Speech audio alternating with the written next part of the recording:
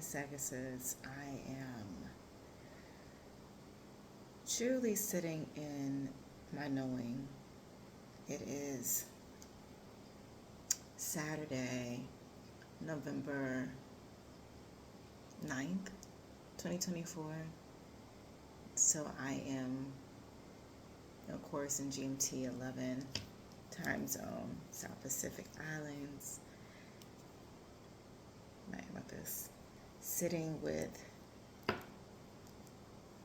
wisdom and just taking time to contemplate and actually identify where I am, what I need, what I'm picking up, what I'm sensing.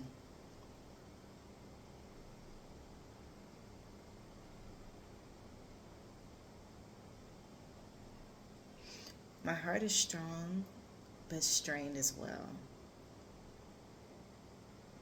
And I'm grateful to God that He provides opportunities for me to encounter and engage people and interact with people who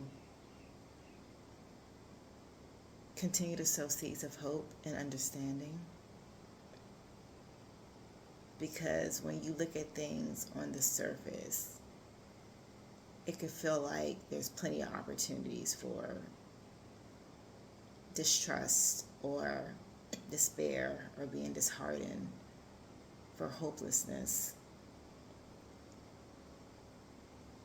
And I want you to know that's not the case.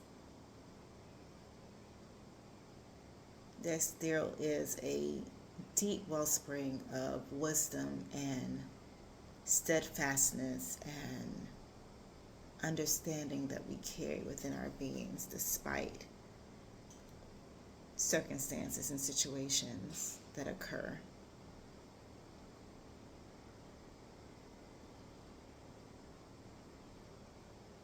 I received a beautiful message yesterday about someone just recognizing the light that I carry, someone recognizing the earnest and genuineness of my support for them, my love for them, and that warmed my heart. Because when you're surrounded by people who might be naysayers, or when you're surrounded by people who might be committed to your downfall or breaking away at your spirit, or like chipping away at your spirit, it can be challenging. It can be an arduous task to get up and manage, get up and know that you're going to encounter foolishness after foolishness after foolishness. But I also thank God that He exposes people for their true nature.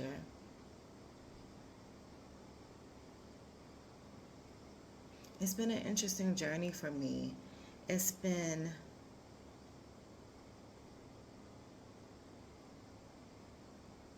informative but also perplexing. It's been befuddling but also insightful. Learning who you are in your totality, learning who you are in your full authenticity, and then stepping into who you were destined to be, who you were meant to be, who you have been growing through seasons of loss but also harvest.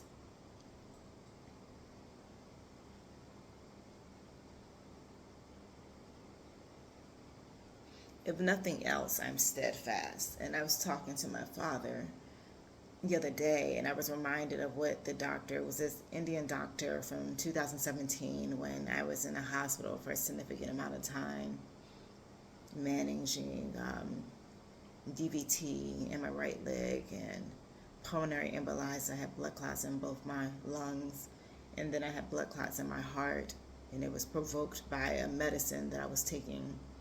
And the doctor, after he did the assessment of my heart, tells me, whatever God has purposed you to do, it flows through your heart, so never shut off your heart. And God knows there's been many of opportunities since that point, since 2017, where I've had encounters and experiences what could have made me shut off my heart, but I am steadfast and I remain tenacious because I know that what I've been purposed to do, as the doctor said, flows through my heart, but I know that people need to hear, need to glean, need to know. I know that the story that a lot of us share is the catalyst for other people's healing, the catalyst for other people trusting themselves more, the catalyst for other people knowing that their intuition and their intellect can be in the same space coinciding, that they could be their deliverance, it could be their uprooting from the negative soil that people have planted them in, so that they know that they can grow strong and fertile ground and healthy ground, that they're trusting themselves more, loving themselves more.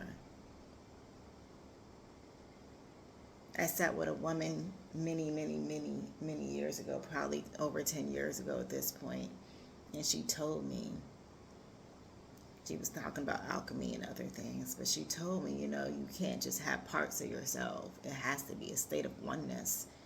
And it's always been challenging for me because, people see me and I'm like, okay, I'm quirky and I'm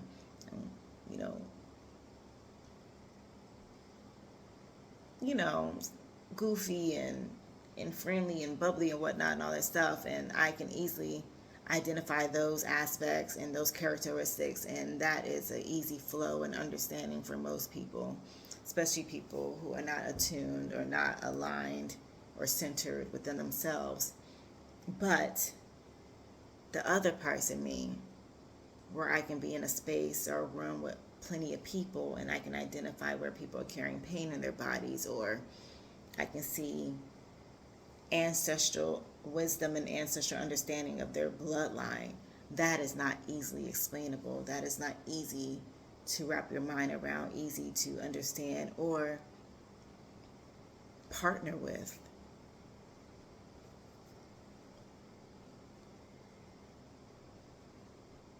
And so I'm grateful because this year has allowed people to come into my life who share similar gifts, share understanding and knowing and wisdom of what it feels like to operate in your spiritual gifts, what it feels like to fully trust the Holy Spirit, trust God, listen to God's voice, and move forward as necessary, not for your benefit necessarily, but for the benefit and the edification of others.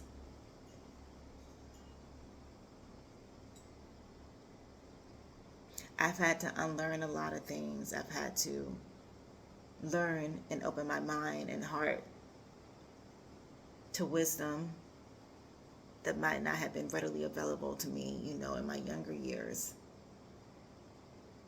I'm learning to trust myself more, trust my instinct, trust my understanding. It's so funny to me because I tend to give people the benefit of doubt, which is what you're supposed to do.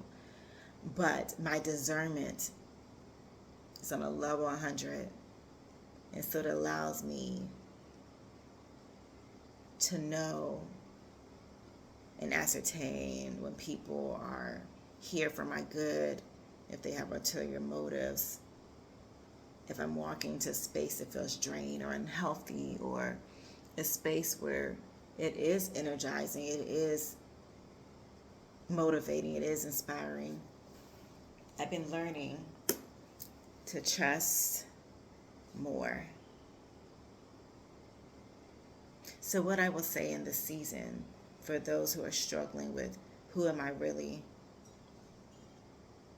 What have I been purposed to do? Listen. Listen to that quiet voice that speaks to you when you're asleep at night. Listen to the messaging that comes through when you're driving and you're like on autopilot mode and you're like, wait, I went to destination A to B and I don't know quite how I got here, because you were already zoned out.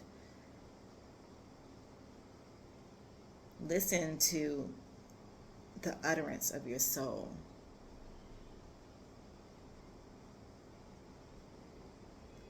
And know that that wisdom that you're receiving is not just for naught.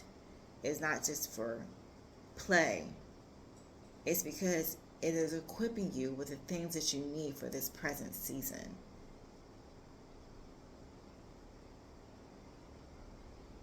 trust you more. Trust you for real. No more dimming, no more doubting, no more shrinking, no more hiding. All of you, step into your power. Step into your intuition, your wisdom.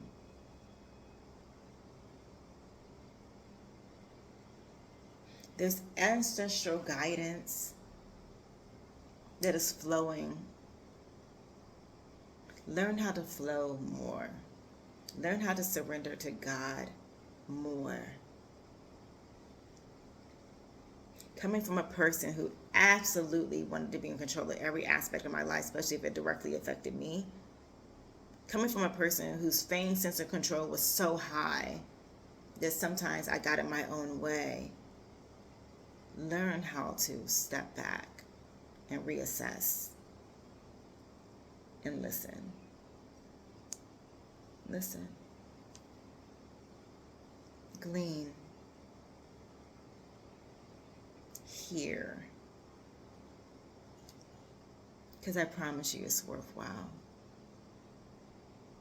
There's a lot of people carrying sadness in their bodies right now, a lot of angst, a lot of anxiety, a lot of frustration. Learn to release it, whether it is you are going into a body of water, which I absolutely do myself, whether it is you going barefooted into the earth, going into the bush, putting your feet in soil so that you are transmuting that negative energy, that you are allowing that negative energy to flow out of your body so it then does not take up residence and then somatically provide dis-ease. Learning to release. And I talked about the different aspects of release in my class recently, but I've realized there's so many other spaces where we need to release so that we can be free, so that we can be whole, so that we can heal, so that we can grow. I say this because I love you so very much. And it's crazy to me how love just abounds and pours for me constantly, even for people who I know don't prefer me, even for people who I know have lied on me, even for people who I know have laid in wait for me. I still flow through love. I still flow through understanding. I still flow through knowing. And don't get me wrong, I'm not saying that when you are burdened down, when you are heavy laden, when you are long suffering and you know there's people who are actively speaking against you, actively trying to hurt you, actively trying to break your spirit, I'm not saying embrace them. Know who they are. Know them. Forgive them if you have the capacity to do so, because forgiveness is absolutely freeing for you. But also speak to what it is. I had the most interesting conversation with my mother recently because my mom is like, vengeance is the Lord's. Vengeance is mine, says the Lord. And I'm like, absolutely, unequivocally. But also, even though we have New Testament, we also have Old Testament. And I absolutely resonate most with King David in the Bible. I believe in being sacred and being loving and caring. But absolutely, if I need to, I can. And so I was laughing and talking to my mother recently and talking to my father as well, because there's been not just spiritual, but like spiritual, emotional, professional attacks that I've been enduring for a little while now. And I said, when you read the book of Esther, which I wrote my second book about, we talked about Haman and Mordecai and Esther, and how Haman had a conniving, manipulative spirit, and how Haman was trying to find ways to wipe out God's people, but also, in particular, was targeting Mordecai. And I shared with my mom, I said, I go to God for everything. And I was like, God, we talk about touch not down my anointed. And I know I've been anointed and appointed to do God's will, but also to help people heal, to love on people, which is essentially, the same thing in God's will. But I said, let those who have come against me, those enemies who have tried to persecute me, try to tear down my spirit, tear down who I am, let them sit with the spirit of Haman. And that essentially means that Haman, who erected, the stake, or Haman, who had the gallows made, Haman essentially ended up falling on his own stake. He was impaled, depending on what translation of the Bible you read. Or he created those gallows and then he hung from them himself. And so sometimes when you talk to certain people, they talk about return to sender. Sometimes people talk about what you can do to have protective alchemy around you. First time in my life, I was like, oh yeah, the spirit of Haman. Let them sit with that, so that the attacks that they have been planning for me, and maybe for you, which you might be experiencing at work, you might be experiencing in your family, your friendships, your business, the different facets of your life. Let them sit with that. Let them reap the seeds in which they have sown. Because people misinterpret or turn the other cheek. That does not mean you become a doormat. That does not mean you become a person, a toilet where people just constantly dump on. It does not mean you become a trash can where people just... You are not that. So I really want you to step into your power. I really want you to step into your knowing. I really want you to operate in a space where you know the gifts that God has given you, and you use them with discernment and wisdom, so you're not casting your pearls on swine, but you're still able to give out of your capacity in a healthy way. And sometimes we have to go, God, I need you to manage and handle this for me. Because essentially anything you're doing out of your own power is nothing in comparison to what God can do. About 4 weeks ago, I had a carbon monoxide exposure at my house here in the islands. And I'm still in tune with my body, and I'm grateful for it because I can pick up on every little thing, and I talked about this before. In about 30 seconds or so, the carbon monoxide detector goes off and it's blaring in the house. And then I sat with one of my homegirls, and she was like, be mindful of things that are perceived one way but are actually another. Be mindful of who you have around you, who you think are connections, who might be attachments, who are lying in wait. And of course, as I think I mentioned before, I had a beautiful opportunity for me to find out that someone who I care for deeply and who I had poured into, encouraged, and loved on, had in turn found ways to undermine me and try to defame my character, essentially. And it was a hurtful space, right? It was a space that was hard to navigate because we love people and we want the best for people, and we want people to heal, and we want people to grow, and we want people to see people flourish and expand. And sometimes the same people who you're pouring out and giving to don't have that ounce of care for you. And I say often, people know when your care is earnest and genuine.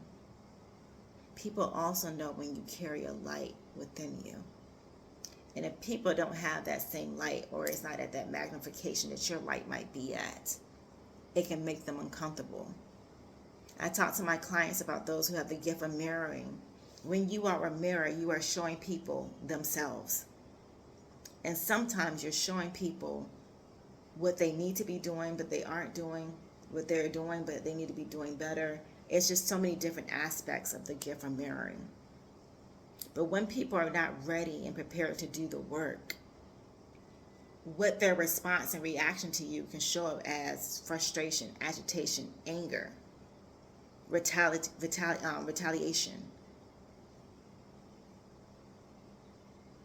So don't be remiss. Don't be befuddled by the fact that you're having these odd responses to just your very nature, just your presence in spaces, because your gift is doing the work.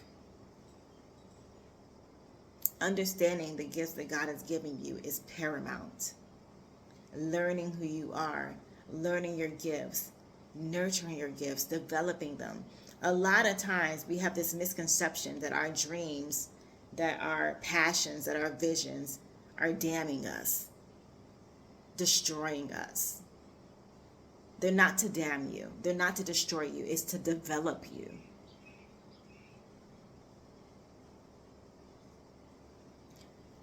It's to develop you. Everything is not going to be easy. Everything is not going to be smooth. Everything is not going to be just flowing as we might want it to be. Sometimes we're going to have to take detours to our destination, and that is okay. It's okay. I often reference a river. There can be branches, there can be rocks, there can be stones, there can be so many things impacting the flow of the water, impacting the journey, the path. But even still, the water is tenacious, it's insidious. It still finds a way. Find your way back to yourself. Find your way back to your center. Find your way back to your essence.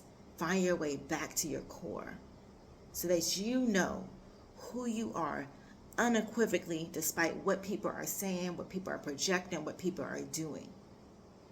Outside of the external circumstances, find your way back to you. Find your way back to a space where you're gleaning and listening to God, listening to the messaging, listening to the understandings, listening to the wisdom, so that you can then take that information, store it within yourself, listen to that understanding, and then apply it to your daily life.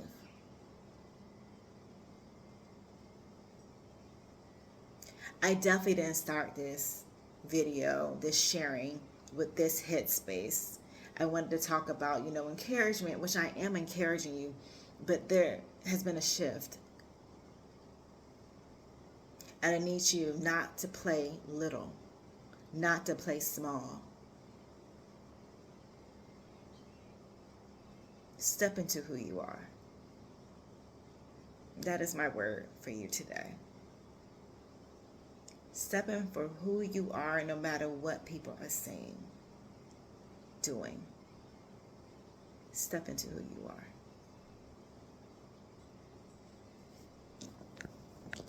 I love you. You are loved. You are cared for immensely. Don't give up. Don't dim. Don't shrink. Don't hide. Be bold. Be brazen in who you are. Trust God. Continue to trust your intuition. Do not allow things outside your being to take you asunder. Be encouraged, my love. Love you so much.